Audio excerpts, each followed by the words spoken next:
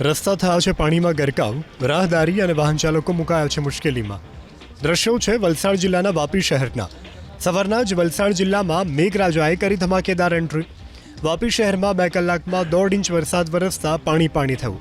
Vapi station road, ઇમરાનનગર સહિતના વિસ્તારોમાં ભરાયા પાણી. તો વલસાડ શહેર, કપરાડા, ધરમપુર અને ઉમરગામમાં પણ વરસ્યો વરસાદ. વરસાદી માહોલને લઈ અને હાઈવે ઉપર વિઝિબિલિટી ઘટી. વલસાડ જિલ્લામાંથી પસાર થતા નેશનલ હાઈવે નંબર 48 પર વાહન ચાલકોને હાલાકી પડી. ધરમપુર ચોકડીથી લઈ અને ડુંગરી સુધી ટ્રાફિક જામની સ્થિતિ સર્જાઈ.